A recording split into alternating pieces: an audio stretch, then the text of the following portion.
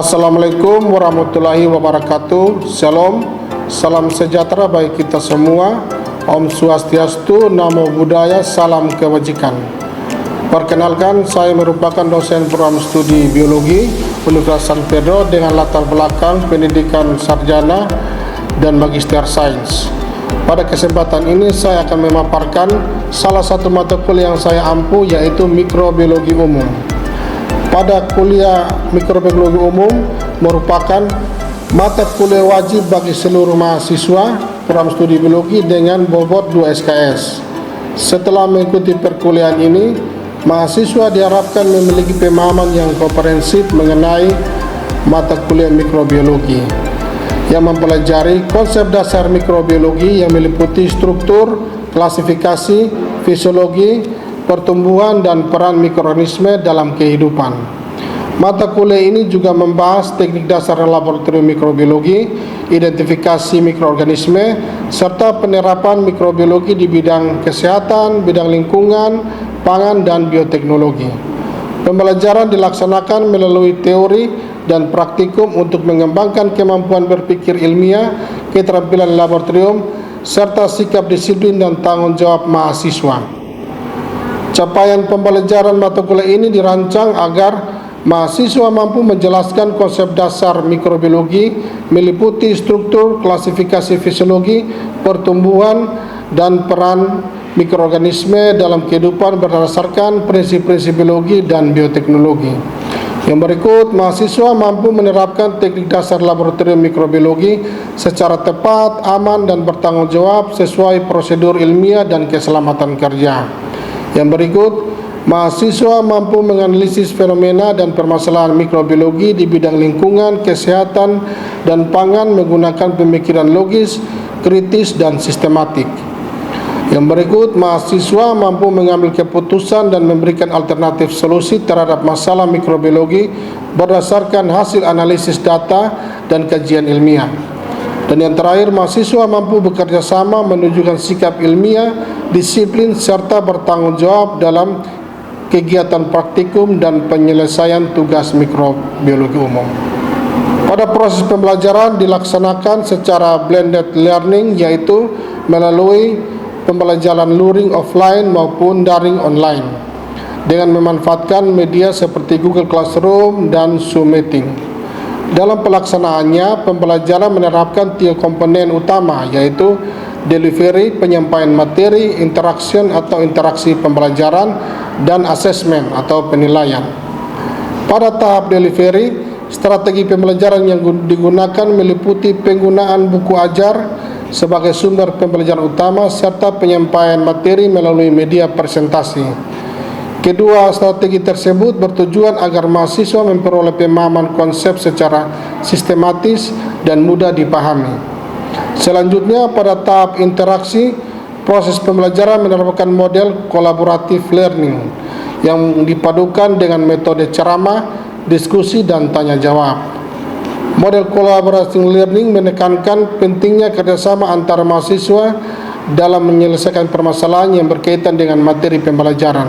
Model ini dilaksanakan melalui 6 tahapan, yaitu pembagian kelompok, pemberian permasalahan yang sesuai materi yang dipelajari, pembimbingan kelompok selama proses diskusi, presentasi hasil diskusi oleh masing-masing kelompok, dan pemberian apresiasi terhadap hasil kerja mahasiswa. Untuk mendukung efektivitas pembelajaran digunakan berbagai media pembelajaran seperti Google Classroom dan juga WhatsApp Group sebagai sarana berbagi materi, penyampaian informasi, serta diskusi antara dosen dan mahasiswa di luar jam perkuliahan. Tahap terakhir adalah assessment atau penilaian. Pada awal semester, dosen bersama mahasiswa menyusun kontrak perkuliahan yang memuat aturan serta sistem evaluasi pembelajaran. Komponen penilaian terdiri atas kehadiran sebesar 10%, partisipasi 15%, tugas 15%, ujian tengah semester 20%, dan ujian akhir semester 40%. Penyampaian sistem penilaian sejak awal bertujuan agar mahasiswa dapat menyusun strategi pembelajaran secara optimal untuk memperoleh hasil belajar yang maksimal. Selain penilaian melalui ujian, pada akhir perkuliahan mahasiswa juga diberikan tugas yang dikerjakan secara mandiri di rumah sebagai bentuk penguatan terhadap materi yang telah dipelajari.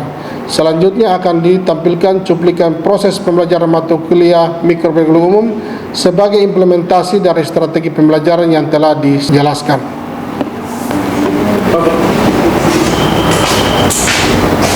Selamat siang semua. Selamat siang. Karmana, sehat-sehat semua kok? Sehat. Ada yang sakit? Jangan sampai ada yang sakit? Tidak ada ya? Oke, baik. Sudah di absensi kok belum?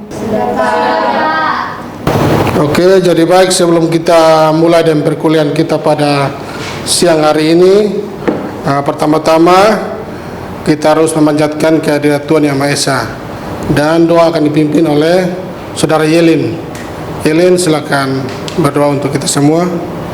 Sebelum kita memulai perkuliahan kita pada siang hari ini, izinkan saya untuk berdoa menurut agama dan kepercayaan saya, Kristen Protestan. Berdoa mulai. Amin. Amin. Oke, baik, terima kasih Yelin. Oke, baik, sebelum kita masuk ke perkuliahan kita pada pertemuan keempat, mungkin pertemuan ketiga, ada yang masih ingat kok? Ada Pak. Ya, silakan. Jadi pertemuan minggu lalu tentang struktur dan fungsi sel mikroorganisme Pak. Oke, jadi pertemuan kemarin itu tentang struktur dan fungsi sel dari mikroorganisme. Untuk selanjutnya, untuk pertemuan berikut ini kita akan masuk, kita akan membahas tentang klasifikasi mikroorganisme. Jadi ini klasifikasi mikroorganisme.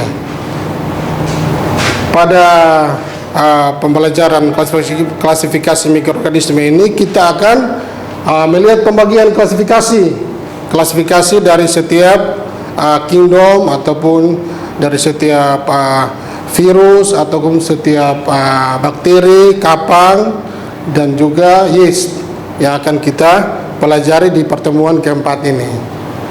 Oke, kita lanjut. Untuk capaian pembelajaran itu ada 3 ya. Pada perkuliahan ini kita akan membahas 3 capaian pembelajaran, yaitu yang pertama itu mahasiswa mampu menjelaskan konsep dasar dari mikrobiologi meliputi struktur, klasifikasi, fisiologi, pertumbuhan, dan peranan mikroorganisme dalam kehidupan berdasarkan prinsip-prinsip biologi dan juga bioteknologi. Yang kedua itu mahasiswa mampu menganalisis fenomena dan permasalahan mikrobiologi di bidang lingkungan, kesehatan, dan pangan yang menggunakan pemikiran secara logis, kritis, dan sistematis. Untuk yang ketiga, mahasiswa itu mampu mengambil keputusan dan memberikan alternatif ataupun solusi terhadap masalah-masalah mikrobiologi berdasarkan hasil analisis data dan kajian ilmiah. Jadi pada tahapan ini nanti kita lakukan secara praktikum untuk kita bisa menganalisis dampak yang terjadi di lingkungan. Sampai sini paham kah? Oke, kita masuk ke mikroorganisme. Siapa yang tahu apa itu mikroorganisme? Saya Pak. Silakan. Jadi mikroorganisme adalah makhluk hidup yang berukuran sangat kecil sehingga dapat dilihat dengan mikroskop, tidak bisa dilihat dengan mata telanjang Pak. Oke, baik, terima kasih. Jadi itu pengertian dari mikroorganisme. Artinya mikroorganisme itu sejenis makhluk hidup atau makhluk hidup sendiri yang tidak bisa dilihat dengan mata telanjang kita. Nah, kalau seperti sapi, babi kan kita bisa lihat toh. Tapi untuk mikroorganisme itu kita harus menggunakan alat dulu untuk bisa melihat apakah di kehidupan ini ternyata ada selain manusia, selain tumbuhan, selain hewan, ternyata ada mikroorganisme yang hidup juga. Nah, ini kita akan pelajari tentang mikroorganisme. Kita masuk ke keragaman struktur mikroorganisme. Nah, para mikroorganisme itu terbagi menjadi beberapa bagian, yaitu mikroorganisme eukariotik, mikroorganisme prokariotik, dan juga virus. Virus. Nah, para mikroorganisme eukariotik itu artinya memiliki inti sel, tapi dia terbungkus dengan membran, maka disebut mikroorganisme eukariotik. Sedangkan kalau mikroorganisme prokariotik itu dia tidak memiliki inti sel sejati, seperti itu. Nah, para mikroorganisme eukariotik ini ada fungi atau jamur dan juga protista. Sedangkan mikroorganisme prokariotik itu ada bakteri dan juga archaea atau archaea. Sedangkan kalau pada virus ya virus sendiri, karena dia itu akse seluler ya, hanya bukan sel hidup dia itu kalau bentuk virusnya itu. Nah, ini bentuk-bentuk dari mikroorganisme eukariotik. Di fungi bentuknya seperti ini, terus protista, bakteri dan juga virus. Oke. Yang saya tanyakan, apa itu fungi atau jamur? Mungkin ada yang tahu? Silakan. Fungi atau jamur adalah kelompok besar organisme eukariotik yang memiliki membran inti sel yang mencakup ragi, papan, dan jamur yang bentuknya bentuk-bentuk. Ya, betul-betul. Ya, jadi itu dia punya pengertian dari fungi atau jamur. Dia itu contohnya pada ragi. Kalian biasa mungkin di rumah ibu atau mama biasa buat roti toh. Nah, ini dari fungi atau jamur ini, atau yang biasa disebut namanya itu Saccharomyces cerevisiae. Nah, itu jamur. Ya, dia membantu untuk proses itu, pembentukannya itu. Itu dia punya fungsi dari jamur. Kalau protista dan bakteri, mungkin bakteri ada yang tahu kah bakteri? Ada, Pak. Ya, silakan. Bakteri adalah organisme mikroskopis yang bersel tunggal yang hidup bebas dan tidak memiliki inti sel atau prokariota. Iya, jadi bakterinya itu dia tidak memiliki inti sel atau prokariota ya. Artinya dia tuh tidak sama dengan pada jamur dan juga protista. Nah, bakteri itu ada di mana saja ya. Dia mau di kita punya tubuh juga ada, di dalam tubuh kita juga ada, di lingkungan sekitar juga ada. Nah, sedangkan virus, mungkin ada yang tahu tentang virus? Ya, silakan. Jadi virus adalah agen infeksius mikroskopis yang hanya dapat bereproduksi dengan cara menginvasi dan membajak sel inang. Iya, jadi virus, sistem virus seperti itu ya. Ada juga virus HIV/AIDS ya. Nah, itu dia menginvasi inangnya atau tubuh manusia untuk bisa dia berkembang biak. Oh, itu dia kalau tanpa inang dia tidak bisa hidup. Tapi kalau ada inangnya dia bisa berkembang biak untuk bisa hidup.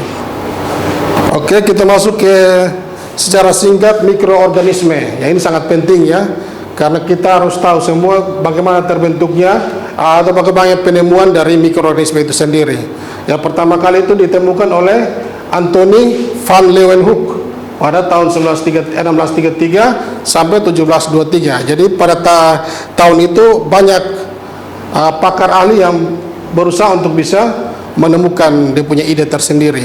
Tapi pada untuk biologi ada ini, pada tahun itu ada Anthony van Leeuwenhoek, itu dia disebut sebagai bapak mikrobiologi karena dia berhasil menemukan mikroskop. Ini contoh mikroskop ya, contoh mikroskop yang dulu sederhana itu, di mana dia itu mengamati fenomenal itu, yaitu pada pengamatan makhluk hidup mikroskopis yang disebut dengan animal culi atau hewan kecil. Animal culi itu hewan kecil, di mana dia itu menemukan atau melihat adanya makhluk hidup yang bisa dilihat dengan mikroskop sederhana, yaitu protozoa, alga, kamir dan juga bakteri. Iya. Jadi dia mengamati pada tetesan air, ada air hujan, pelangi dan tinja dan bahan-bahan lainnya. Itu dia mengamati, ternyata di dalam sampelnya itu ada makhluk hidup yang kita sebut sekarang itu mikroorganisme. Jadi mikroorganisme itu terbagi antara bakteri, ada virus, ada jamur, ada kamir, ada yeast, ada kapang. Yaitu ada banyak ya. Sampai sini paham? Oke, untuk postula Koch sama juga, mereka melakukan sejarawan ini dia melakukan percobaan ya, untuk bisa mengetahui tentang mikroorganisme. Itu Louis Pasteur dan Robert Koch. Mereka berdua ini adalah pelopor dan menghubungkan mikroorganisme dengan penyakit. Ya, mereka coba untuk bisa mengisolasi penyakit tersebut atau mikroorganisme dari individu yang sakit dan juga individu yang tidak sakit. Coba dimasukkan, coba diisolasi dari makhluk hidup yang tidak sakit. Jadi pada postulat Koch itu dia melakukan percobaan tentang teori kuman penyakit. Nah, pada langkah yang pertama atau nomor 1 ini ada tikus yang sakit ya, tikus yang sakit, di mana mikroorganisme, dia mengatakan bahwa mikroorganisme harus selalu ditemukan di tempat yang sama pada semua individu yang sakit, tetapi tidak pada yang sehat. Artinya kalau tikus yang sakit pasti ada mikroorganisme, tapi tikus yang sehat dia tidak ada mikroorganisme. Ya. Pada tahapan yang kedua itu mikroorganisme dapat diisolasi dan ditumbuhkan dalam suatu kultur murni. Nah, di sini dia melakukan isolasi dari yang hewan yang sakit ini, tikus yang sakit, diambil sampel dari tikus ini untuk bisa mengisolasi, untuk bisa mengetahui apakah dia ini terkena mikroorganisme atau bukan, bakteri atau apa. Setelah itu pada tahapan yang ketiga itu mikroorganisme dapat menimbulkan penyakit yang sama jika diinokulasikan pada hewan yang sehat. Jadi setelah dia dapat isolasi dari hewan yang sakit, dia coba suntik ke hewan yang sehat, tetap hewan itu akan sakit karena dia ada bakteri di situ. Ya, contohnya seperti ini ya. Ini tikus yang sakit ya. Tikus yang sakit. Kita ambil dia punya sampel dari tikus yang sakit. Terus kita isolasi sampel tersebut. Setelah isolasi ini kita bisa pakai media pertumbuhan Na atau PDA. Untuk PDA itu pada ragi atau jamur, sedangkan media pada bakteri itu media natrium agar atau Na. Nah, setelah itu diambil sampel dari tikus yang sakit, diisolasi dan disuntik ke tikus yang sehat. Otomatis tikus yang tadi sehat itu dia menjadi sakit. Nah, dia menjadi sakit kembali karena sudah lakukan percobaan dari sampel yang sakit, tikus yang sakit, ambil sampelnya, diisolasi dan disuntik kepada tikus yang sehat. Ternyata tikus yang sehat itu sakit juga. Nah, itu dari penjelasan dari Louis Pasteur dan juga postulat Koch ya. Sampai sini paham kah? Oke, untuk klasifikasi mikroorganisme. Ya, jadi klasifikasi mikroorganisme itu dahulu tahun sebelum abad ke-19 itu, di mana ada beberapa pakar sejarah yang coba mengklasifikasikan atau menggolongkan mikroorganisme ya ke dalam beberapa kingdom. Yang pertama itu sebelum abad ke-19 itu ada 2 kingdom. Kingdom Plantae dan juga kingdom Animalia. Kingdom Animalia itu apa saja? Hewan. Untuk Plantae itu tumbuhan ya, dimasuk kategori tumbuhan. Setelah itu dibagi lagi oleh Haskell itu menjadi 3 kingdom, yaitu Plantae, Animalia dan juga Protista. Setelah itu Copeland itu dia membagi 4 kingdom, Plantae, Animalia, Protista dan juga Monera. Setelah itu dibagi menjadi Whittaker, bagi menjadi 5 kingdom, dan lebih lengkap itu 7 kingdom. Ya, 7 kingdom yang kita pakai sampai sekarang, yaitu Monera, Protista, Fungi, Plantae, Animalia, Virus dan juga Chromista. Nah, itu dia pembagiannya. Pembagian dari 2 kingdom sampai ke 7 kingdom. 7 kingdom. Nanti dari dua kingdom itu nanti terbagi lagi. Ada apa di situ? Ada bakteri apa di situ? Ada Plantae apa-apa saja? Animalia ada apa-apa saja? Animalia itu hewan kan banyak. Oke, Whittaker itu dia membagi menjadi sistem 5 kingdom yang kita kenal ya, yaitu Monera, Protista, Fungi, Plantae dan juga Animalia. Sedangkan sistem tiga domain itu ada Archaea, Eukaryota dan juga Eubacteria. Jadi ini dia bagikan lagi menjadi sistem 5 kingdom dan juga sistem 3 kingdom. Jadi bagi berdasarkan eukaryotik uniseluler, eukaryotik multiseluler. Nah, itu dia bagi lagi. Masuk ke bakteri. Tadi sudah dijelaskan toh, bakteri itu apa? Organisme makhluk hidup yang tidak bisa dilihat dengan mata telanjang ya. Ya. Jadi bakteri itu sendiri itu merupakan mikroorganisme seluler uniseluler yang sederhana yang mempunyai sel prokaryotik ya. Sel prokaryotik. Hanya bakteri dapat ditemukan hampir di semua habitat di bumi. Itu bakteri ya. Hampir seluruh habitat itu ada bakteri ya. Tapi kita tidak bisa lihat dengan mata toh. Harus menggunakan alat sudah untuk bisa melihat. Bakteri juga memiliki bentuk yang bermacam-macam, yaitu ada bulat, kokus, batang, bacillus dan juga spiral. Itu bentuk-bentuk dari bakteri. Yaitu bentuk-bentuk dari bakteri. Jadi kita kalau mengidentifikasi bakteri itu kita lihat di bentuk saja kita sudah bisa tahu dia itu masuk kategori bakteri apa. Staphylococcus kah, E. coli kah, atau Saccharomyces kah, kita sudah bisa tahu. Anthrax kah, itu masuk semua. Kita sudah bisa tahu dari bentuknya saja. Jadi mereka sudah bagikan sampai sedetail itu ya untuk kita bisa tahu. Untuk fungi atau jamur, fungi atau jamur ya. Jamur atau fungi itu termasuk dalam divisi Mycota. Fungsi terdiri dari 2 kelompok utama, yaitu kapang, mold yang berbentuk benang-benang halus, miselium, dan kamir atau yeast yang bersel tunggal. Jadi punya fungi atau jamur ya. Ini mikroorganisme ya. Ada jamur yang bisa dilihat dengan mata telanjang toh. Tapi itu tidak masuk dalam mikroorganisme. Ada cendawan atau ada kumis kucing, itu dia masuk jamur juga, tapi tidak masuk dalam mikroorganisme ya, karena bisa dilihat dengan mata telanjang. Tapi untuk fungi ini atau jamur ini kita harus menggunakan mikroskop juga untuk bisa melihat.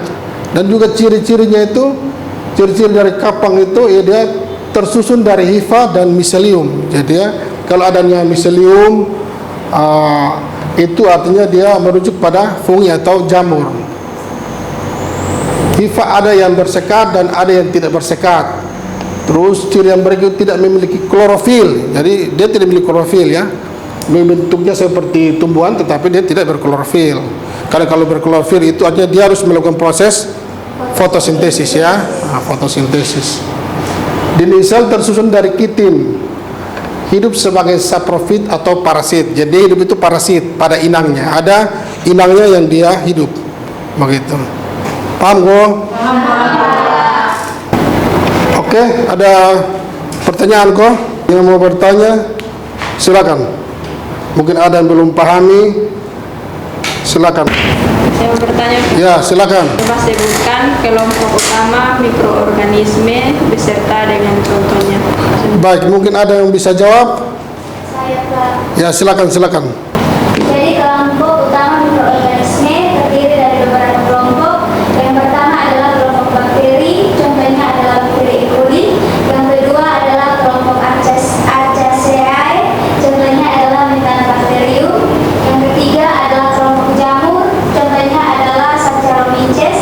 Yang keempat adalah kelompok Protozoa, dengan contohnya adalah amoeba. Dan yang kelima ada kelompok alga, contohnya adalah Chlorella. Dan keenam kelompok virus, dengan contohnya adalah influenza. Ya, itu dia punya jawaban dari pertanyaan tadi ya. Oke, bisa dipahami? Bisa Pak. Oke. Ada lagi yang mau bertanya? Tambah satu orang? Oh, silakan.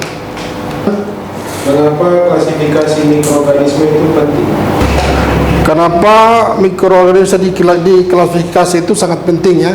Kenapa sangat penting untuk bisa mengklasifikasi mikroorganisme? Baik, mungkin ada yang bisa menjawab? Oh, silakan. Baik, terima kasih. Saya akan langsung menjawab pertanyaan dari Kak Farel. Klasifikasi mikroorganisme sangat penting karena dapat digunakan untuk mengidentifikasi, mengetahui kekerabatan, dan mendukung bidang kesehatan, industri, pangan, dan lingkungan.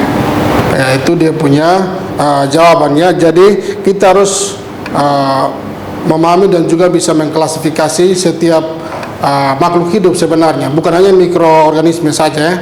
Tapi untuk sampai tahapan sekarang itu masih juga ada tumbuhan atau hewan atau mikroorganisme yang belum dinamai, belum dinamai atau belum masuk ke dalam kategori mana dia masuk ke plantae kah, atau animalia kah, atau mikroorganisme archaea kah, atau yeast, atau kapang, atau bakteri, sampai sekarang, sampai detik ini. Oke, baik, kita lanjut ke diskusi kelompok ya. Untuk kelompok satu, mana kelompok satu? Ayah kelompok satu, kelompok dua, kelompok dua.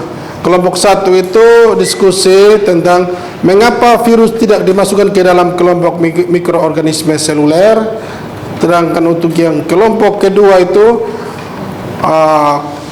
materi itu bagaimana cara mengklasifikasikan suatu mikroorganisme berdasarkan ciri, morfologi, struktur sel, dan cara memperoleh nutrisi. Oke. Saya kasih waktu kurang lebih 5 menit saja ya. Oke, silakan bentuk kelompok.